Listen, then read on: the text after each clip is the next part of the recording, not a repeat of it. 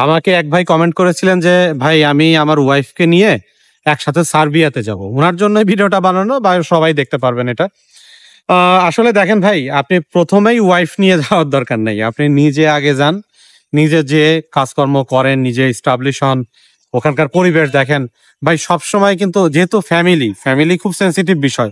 এটা নিয়ে ১ম এই যাওয়াটা ঠিক না। ১ম এ যদি ভিসা পানও, তারপরেও যাওয়া ঠিক না। আমার মনে হয় যে আপনি একা আগে যান, যেয়ে সুন্দর একটা পরিবেশ করেন। আপনি ফ্যামিলি নিয়ে সারভাইভ করার মতন আপনার ক্যাপাবিলিটি হবে কিনা, সবকিছু বুঝে শুনে পরে আপনি আপনার ফ্যামিলি নিয়ে যেতে পারবেন। কিন্তু ইউরোপ বা যেকোনো দেশেই সরাসরি ১ম এই ফ্যামিলি নিয়ে যাওয়াটা আমি খুব একটা যুক্তিযুক্ত মনে করি না। হ্যাঁ, এক্সেপশনাল আছে যেমন কানাডা, অস্ট্রেলিয়া এইগুলোতে ফ্যামিলি নিয়ে সরাসরি ১ম এই যাওয়া যায়। কিন্তু ইউরোপের দেশগুলো বলেন বা মিডল ইস্টের দেশগুলো, এখানে ১ম এই ফ্যামিলি নিয়ে ঢোকাটা ঠিক না। এখানে নিজে আগে এসে কাজকর্ম করে পরিবেশ সবকিছু ঠিকঠাক করে তারপরে ফ্যামিলি নিয়ে আসাটা এটাই বুদ্ধিমানের কাজ।